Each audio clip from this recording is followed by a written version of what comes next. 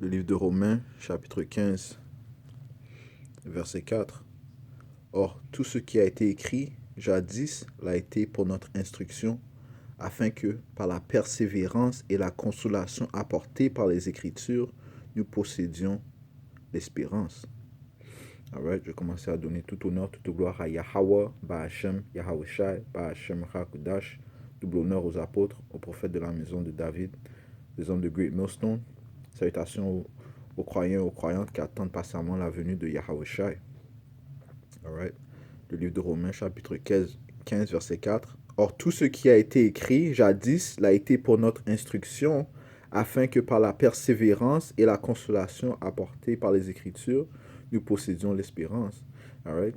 Donc, les Écritures sont là pour nous consoler, right? Pour nous conforter, pour être un confort pour nous. Ici. Donc, toutes les prophéties, toutes les Écritures consistent des prophéties des temps qui vont venir. Donc, Yahweh Shai, comme on voit dans le livre de Apocalypse, chapitre 19, verset 20, c'est là que verset 10, ça dit ici.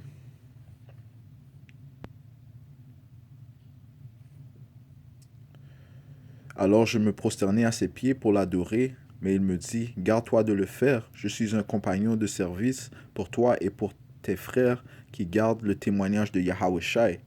C'est Yahweh que tu dois adorer, car le témoignage de Yahweh Shai, c'est l'esprit de la prophétie.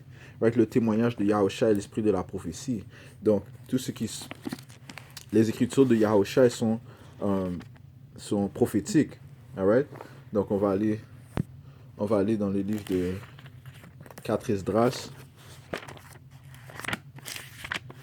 Et là, donc les écritures sont là pour nous prévenir des temps qui vont venir. Alright? Yahweh Shai a réservé un grand jugement pour la terre. Ok?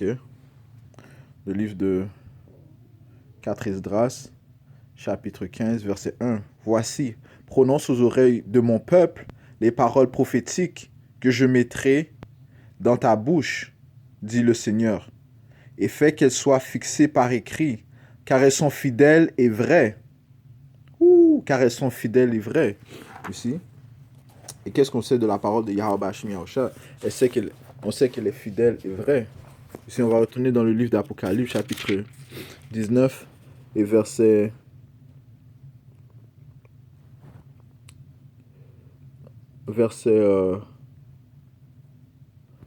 11. Ici, ça dit ici, alors, je vis le ciel ouvert, c'était un cheval blanc.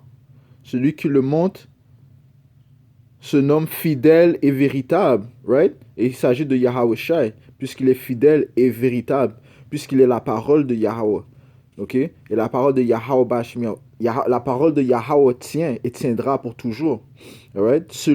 C'était un cheveu blanc. C'était un cheval blanc. Celui qui le monte se nomme fidèle et véritable. Il juge et il combat avec justice. Ses yeux, verset 12, ses yeux sont une flamme ardente, sur sa tête de nombreux diadèmes. Inscrit sur lui est un nom qu'il est seul à connaître, right? Lui ainsi que les élus. Right? Il a révélé son nom à ses choisis, ici. Tout comme il a révélé le nom de Yahweh à ses apôtres, à ses disciples, comme le dit le livre de le livre de Jean, chapitre 17. Il est revêtu d'un manteau trempé de sang. Il se nomme la parole de Yahweh. Ici, il se nomme la parole de Yahweh. Ok? Et c'est Yahweh Shai. Les armées du ciel le suivaient sur des chevaux blancs vêtus d'un lin blanc et pur. De sa bouche sort un glaive acéré pour en frapper les nations. Il les mènera paître avec une verge de fer. Ici. Donc Yahweh Shai, lorsqu'il viendra, mettra toutes les autres nations, autres que la nation d'Israël, en captivité. Ils seront complètement assujettis à la dominion de Yahweh Shai. Ici. Ça dit ici. De sa bouche sort un glaive acéré pour en frapper les nations. Il les mènera paître avec une verge de fer. Il foulera la cuve où bouillonne le vin de la colère du Tout-Puissant Yahweh souverain. Right? Yahweh Shai sera envoyé pour apporter le jugement, puisqu'il est la parole de Yahweh. Il a été envoyé pour exécuter la volonté de Yahweh. Sur son manteau et sur sa cuisse, il porte un nom écrit Roi des rois et Seigneur des seigneurs, Yahweh Shai. Ici. Right? Donc, retournons au verset 11, ça dit ici, alors je vis le ciel ouvert, c'était un cheval blanc, right? Celui qui le monte se nomme fidèle et véritable, right? La parole de Dieu. Il se nomme la parole de Dieu. Right? Comme le livre de Jean, le premier chapitre et le premier verset. Right?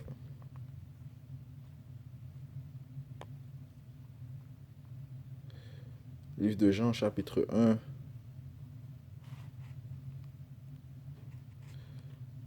Verset 1, ça dit que que Yahweh est la parole de Dieu.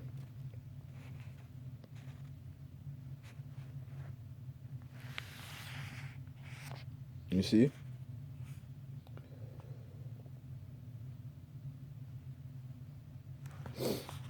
Donc, retournons au livre de 4 Esdras, chapitre 14, chapitre 15, verset 3. Et fait qu'elles soient fixées par écrit, car elles sont fidèles et vraies. Et comme on a vu dans le livre d'Apocalypse, qu'il était appelé fidèle et véritable. Right? Véritable. Donc ça parle de Yahweh Shai. Donc les prophéties sont fidèles et véritables, donc elles se produiront. Ne crains pas les desseins dirigés contre toi, que les incrédulités de tes contradicteurs ne te troublent pas, car tout incrédule mourra dans son incrédulité. Ok? Tout incrédule mourra dans son incrédulité. Ok? Donc les non-croyants, ils mourront, ok? Parce qu'ils n'ont pas eu la foi. Ok? En fait, ils n'ont pas reçu le cadeau de foi. En fait, c'est dans le livre de... On va aller prendre ça dans le livre d'Éphésiens. Puisque la foi est un don. C'est là que le mot que je cherchais, c'est le don. La foi est un don.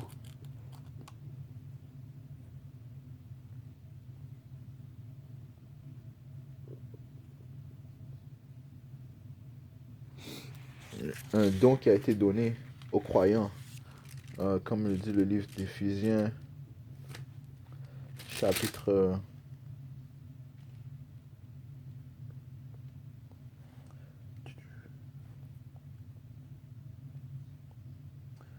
3.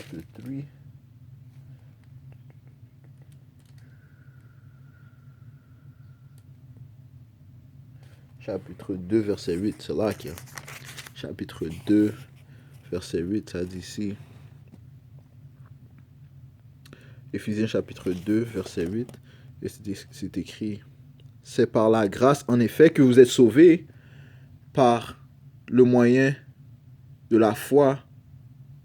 Vous n'y êtes pour rien. C'est le don de Yahweh. Ici. Donc la foi est le don de Yahweh. Donc les non-croyants n'ont pas reçu ce don. Ici. Ils n'ont pas reçu le don de la foi. Donc ils ne croiront pas aux prophéties. Right? Donc ils vont devoir subir ici le jugement qui a été réservé par Yahweh Bashim Yahushai. Ici. Hébreux chapitre 10, verset 35. Ne perdez pas votre assurance. Elle obtient une grande récompense. C'est d'endurance, en effet, que vous avez besoin pour accomplir la volonté de Yahweh Bashim Yahushai et obtenir ainsi la réalisation de la promesse. Right? Car encore si peu de temps, et celui qui vient sera là. Il ne tardera pas. Right? Et Yahushai ne tardera pas. You see? Et lorsqu'il vient, c'est pour apporter c'est pour apporter un jugement, ok? Et ça dit aussi dans les Écritures euh, qui viendra,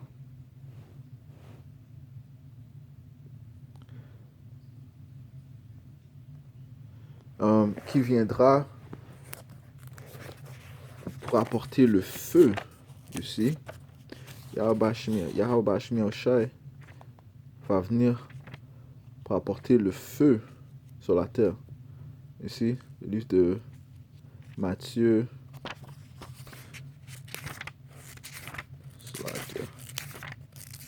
Matthieu chapitre 14, verset. Chapitre 14, verset. Is it 14? Come on. 14 to 10. Matthew 10 and 14, yeah. Slakia. Chapitre 10, verset. Yeah. Chapitre 10.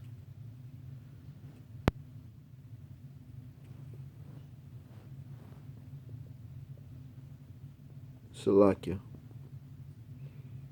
Luc 12. Le livre de Luc, désolé. Salakia. Le livre de Luc, chapitre 12, verset 49, ça dit ici. Luc, chapitre 12, verset 49. C'est un feu que je suis venu apporter sur la terre, et comme je voudrais qu'il soit déjà allumé. C'est un baptême que j'ai à recevoir, et comme cela me pèse jusqu'à ce qu'il soit accompli. Verset 9. Pensez-vous que ce soit la paix que je suis venu mettre sur la terre? Non, je vous le dis, mais plutôt la division. Et c'est là que c'est Matthieu 10 et 34. J'ai dit Matthieu 10 et 14, puis Matthieu 10 et 34. Alright? Donc Yahweh Shai, en gros, vient pour apporter le feu sur la terre. Ok? Alright? Et ses paroles sont fidèles et véritables. Alright? Matthieu 10 et 34. Ça dit ici. N'allez pas croire que je sois venu apporter la paix sur la terre. Je ne suis pas venu apporter la paix, mais bien le glaïve. Right?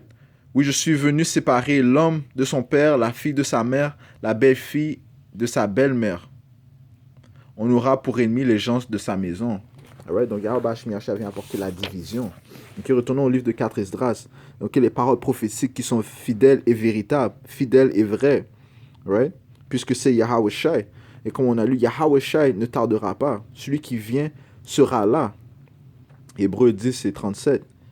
Voici, dit le Seigneur, j'introduis dans l'univers des maux, l'épée, la faim, la mort et l'anéantissement.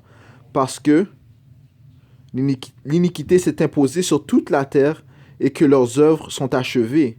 C'est pourquoi, dit le Seigneur, désormais, je ne ferai plus silence sur les impiétés qu'ils commettent irréligieusement. Je ne supporterai plus leurs pratiques iniques. Voici que le sang innocent et juste crie vers moi. Voici que les âmes des justes ne cessent de crier. C'est sûr, je les vengerai, dit le Seigneur, Yahweh Shmiacha, et j'accueillerai auprès de moi tout sang innocent venant d'eux. Ouais, donc Yahweh Shmiacha vient avenger son peuple, okay, de tous ceux qui se battent contre lui, tous ceux qui l'oppressent, commençant par la nation de Esau, Edom. Right? Verset 10. Voici mon peuple est conduit à l'abattoir comme un troupeau. Désormais, je ne souffrirai plus qu'il habite en terre d'Égypte. Right? Et ça, c'est prophétiquement, paraboliquement. Égypte, c'est l'Amérique. Right? Prophétiquement, paraboliquement. Right? Mais je l'en sortirai par ma main puissante et mon bras élevé, je frapperai l'Égypte d'une plaie comme autrefois. Ouh! Ok? Donc, qu'est-ce qui s'était passé en Égypte? Yahweh Shmiacha a apporté des plaies en Égypte, il a apporté des maux en Égypte. Et comme on a lu plus tôt, dans le livre de Romains, chapitre 15, verset 4, les paroles sont afin de nous conforter. Right? Tout ce qui a été écrit jadis est là pour nous conforter. On va reprendre l'écriture. Ça dit, si je frapperai l'Égypte d'une plaie comme autrefois et je ravagerai tout son pays. Ici, donc Yahweh Hashem Yahushua va venir apporter son jugement. Retournons au livre de Romains rapidement. Et non que ces paroles-là sont vraies, véritables. Et non, sont puissantes. La parole de Yahweh Hashem Yahushua est puissante. You know? Romains 15 et 4, ça dit ici. Or, tout ce qui a été écrit jadis l'a été pour notre instruction, afin que par la persévérance et la consolation apportée par les Écritures, nous possédions l'espérance. Right? Donc nous espérons que Yahweh Hashem Yahushua vienne nous délivrer entre les mains de nos captifs, right? Qui sont les Égyptiens, right? les Édomites, right? Et toutes les autres nations qui nous oppressent. All right? Quand on va aller au livre de Zephaniah. Oh, Salakia. Yeah, come. Let's go to the book of Zephaniah.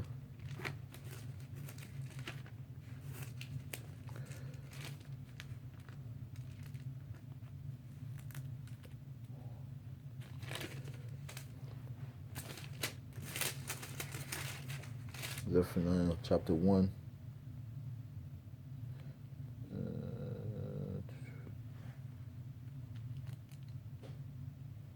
Yeah.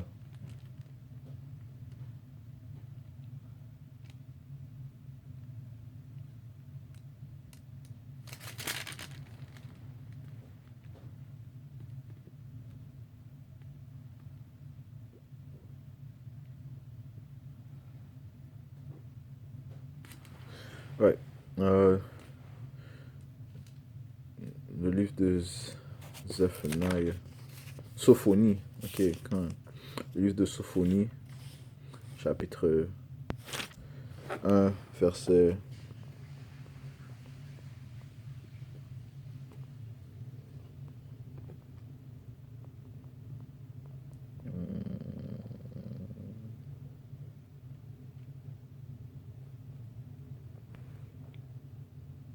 Verset 7.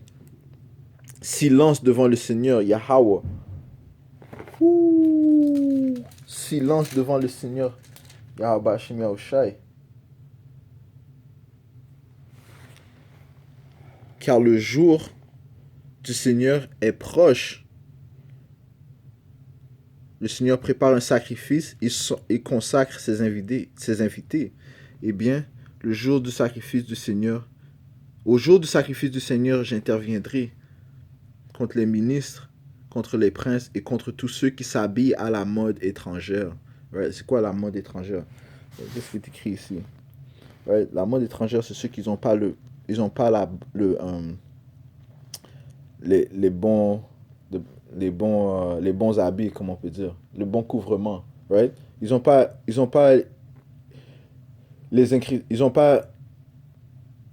la compréhension des Écritures. Right? The understanding of the scriptures, right? Donc ils ont ici c'est écrit ici verset 1 et 8, c'est écrit adopter la mode vestimentaire des peuples étrangers ici, tout comme lorsque Adam et Ève ont goûté le fruit of good and evil, which le fruit de le fruit que Yahweh Hashem Yahushua leur a dit de ne pas manger, qui consistait des manières étrangères des autres nations, plus précisément les manières étrangères des Édomites, right? Du serpent, right? Qui était Esau Edom. If you can receive it. Yeah? Donc ils ont goûté, Adam et Ève ont goûté le fruit du serpent. Okay? Donc les manières étrangères du serpent. Alright? Et ça dit ici, c'est Sophonie 1 et 8, adopter la mode vestimentaire des peuples étrangers était souvent le signe qu'on adoptait aussi leurs particularités culturelles et leur religion. Mais nous avons notre propre culture, notre propre héritage. Right? Comme on a parlé dans dans l'autre leçon, notre héritage, c'est commençant par le nom Yahweh, Yahweh Shai, les noms Yahweh, Yahweh Shai, et les lois qui nous ont été données. Right? Ceci est notre héritage. Ok? Et lorsqu'on suit l'héritage ou les cultures, les coutumes des autres nations, on, you know, on s'habille de manière étrangère. On a un mauvais couvrement. Et on n'est pas bien couvert. Ici. Donc Yahweh Shemiacha dit, eh bien, au jour du sacrifice du Seigneur, j'interviendrai contre les ministres, contre les princes et contre tous ceux qui s'habillent à la mode étrangère. J'interviendrai en ce jour-là contre tous ceux qui sautent par-dessus le seuil, qui remplissent la maison de leur Seigneur du produit de la violence et de la fourberie. C'est là qu'il y a. Donc, 1 et 9, ça dit coutumes religieuses païennes. Donc, être couvert de coutumes religieuses des étrangers. Ici. Ne pas être bien vêtu par Yahweh Shemiaoshai, par sa parole. Ok? Donc, Yahweh Shemiaoshai,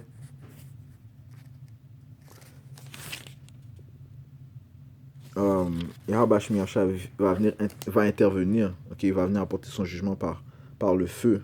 Ici, ça dit ici, verset 12, eh bien, en ce temps-là, je fouillerai Jérusalem avec des torches et j'interviendrai contre les hommes figés dans leur inertie et qui pensent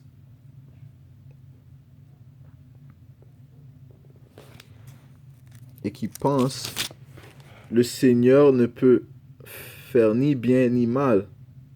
Ici, donc tous ceux qui doutent de Yahweh Shemiacha, tous ceux qui sont, comme on a lu dans le livre de 4 Esdras, tous ceux qui doutent des prophéties, de la parole de Yahweh Shemiacha va venir les visiter, comme on a dit ici. 4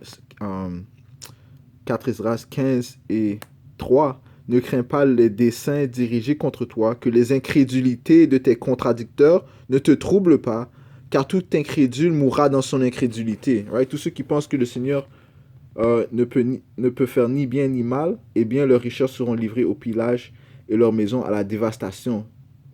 Ils bâtiront des maisons, mais ne les habiteront pas. Ils planteront des vignes, mais n'en boiront pas de vin. Ok? Verset 14, le jour du Seigneur, il est proche, le grand jour du Seigneur, il est proche, il vient en grande hâte, on criera amèrement au jour du Seigneur, le brave lui-même appellera au secours. Jour de fureur que ce jour de détresse et d'angoisse, jour de désastre et de désolation, jour de ténèbres et d'obscurité, jour de nuée et de sombres nuages, jour de sonnerie de corps et de cris de guerre contre les villes fortes et contre les hautes tours d'angle. Je jetterai les hommes dans la détresse et ils marcheront comme des aveugles car ils ont péché contre Yahweh Shemiaoshai. Okay. Tous ceux qui ont oppressé le peuple de Yahweh Shemiaoshai, les Israélites, et tous les Israélites de plus qu'ils ont refusé de changer de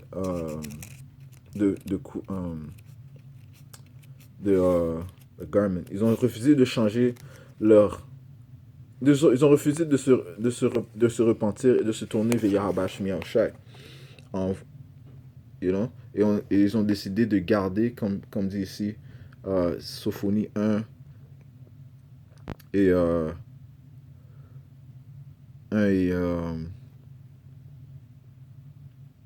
et 8, ça dit contre tous ceux qui s'habillent à la mode étrangère. Donc ils se vêtissent des coutumes, des cultures des païens, des étrangers. Right? Donc Yahweh Shemiaoshai va intervenir contre les Israélites qui ne se repentissent pas, right? Qui ne veulent pas se tourner vers Yahweh Shemiaoshai, tous ceux qui refusent ses écritures et tous ceux qui refusent les prophètes qu'il a envoyés. Right? Donc on va finir au livre de Pierre, you know? Le livre de Pierre, 2 Pierre, deuxième épître de Pierre, chapitre 3, verset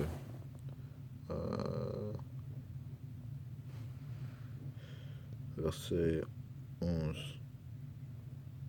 On va commencer au verset 10. Le jour du Seigneur viendra comme un voleur, jour où les cieux disparaîtront à grand fracas, où les éléments embrasés se dissoudront, et où la terre et ses œuvres seront mises en jugement.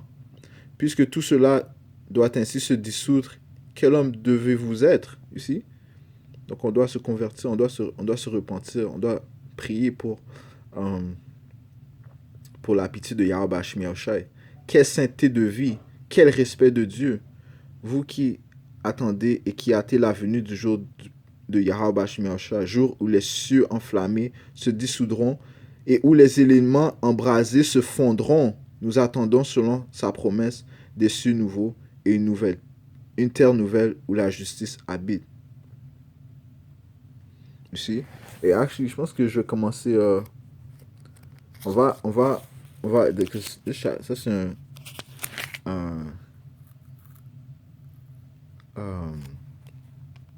c'est un bon chapitre. On va commencer au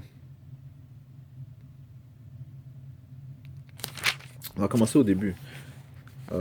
Deuxième épître de Pierre, chapitre 3, verset 1. Mes amis, c'est déjà la seconde lettre que je vous écris. Dans ces deux lettres, je fais appel à vos souvenirs, ici, à vos souvenirs pour stimuler en vous la juste manière de penser. Ouais, stimuler, donc, il fut un temps où les prophètes connaissaient ces paroles. Ouais. Là, il y a Pierre est en train de stimuler nos pensées afin que nous nous souvions de Yahweh Hashem Yahushai, nous nous souvions de notre pouvoir et qu'il est fidèle et véritable et que ces paroles viendront à fruition. Souvenez-vous des paroles dites à l'avance par les saints prophètes. Souvenez-vous des paroles dites à l'avance par les saints prophètes et du commandement de vos apôtres, celui du Seigneur et Sauveur. Tout d'abord, sachez-le, dans les derniers jours viendront des sceptiques moqueurs menés par leur passion personnelle qui diront « Où en est la promesse de son avènement ?» Right? Et on voit ça chaque jour. Lorsque les frères sont dans la rue en train de prêcher la parole de Yahweh Hashem Yahushai, ou bien que ce soit sur Internet, ou que ce soit un membre de la famille, ou des membres de la famille qui doutent de la parole de Yahweh Hashem Yahushai, voici leur raisonnement. Où en est la promesse de son avènement? Car depuis que les pères sont morts, tout demeure dans le même état qu'au début de la création. En prétendant cela, ils oublient qu'il existe. En prétendant cela, ils oublient qu'il existait. Il y a très longtemps, des cieux et une grande terre tirant origine de l'eau et gardant cohésion par l'eau, grâce à la parole de Yahweh Hashem Yahushai. Par les mêmes causes, le monde d'alors périt submergé par l'eau. Right? Ça, c'est durant le temps de Noah. Right? Ils ne croyaient pas à la parole aux prophéties de Noah. Right? Que Yahweh Hashem Yahushai a donné à Noah afin de prévenir le peuple qu'il allait envoyer de l'eau. Par les mêmes causes, le monde d'alors périt submergé par l'eau. Ici, quant aux cieux et à la terre actuelle, la même parole les tient en réserve pour le feu, les garde pour le jour du jugement et de la perdition des impies. Ici, donc Yahweh Hashem Yahushai a réservé le feu, qui sera la deuxième mort. La première mort fut dans le temps de Noah, et la deuxième mort sera dans ce temps où nous trouvons présentement.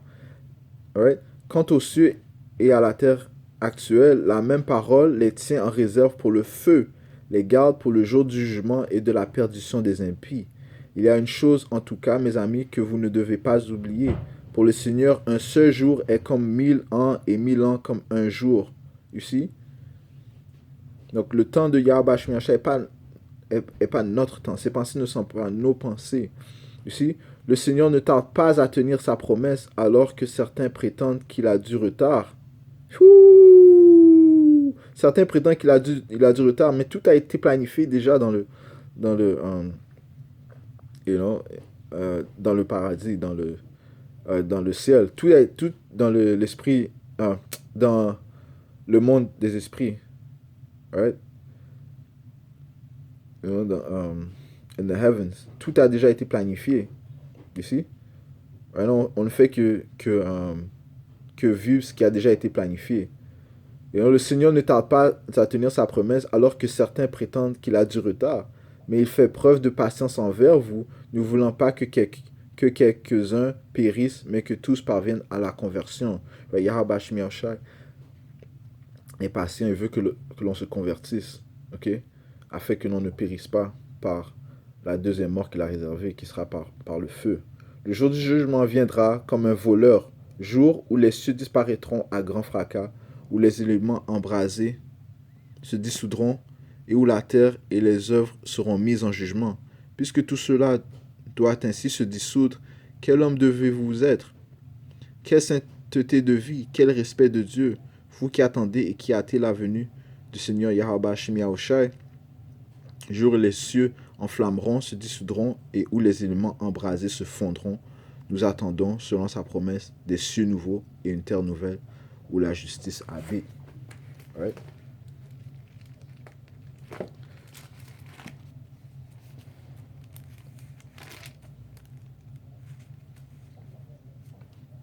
Ici.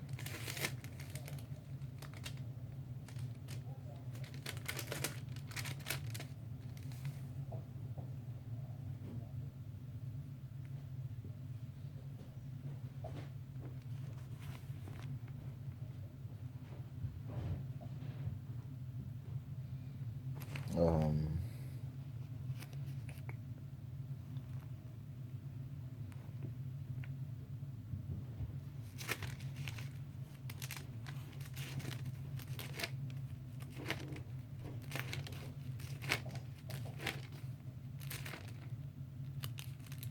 quand c'est là que juste un autre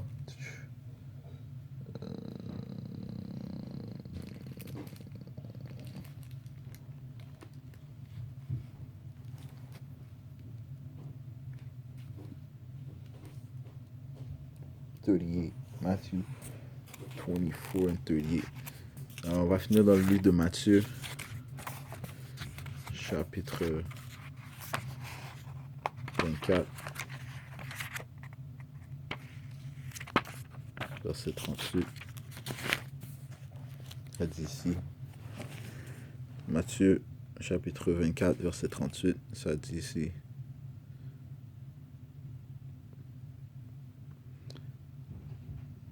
Verset 36. Mais ce jour et cette heure, nul ne les connaît, ni les anges des cieux, ni le Fils, personne sinon le Père et lui seul. Tels furent les jours de Noé, tel sera l'avènement du Fils de l'homme. Car de même qu'en ces jours d'avant, le déluge, on mangeait et on buvait, l'on se mariait ou l'on donnait en mariage, jusqu'au jour de Noé entra dans l'arche, et on ne se doutait de rien jusqu'à ce que vint le déluge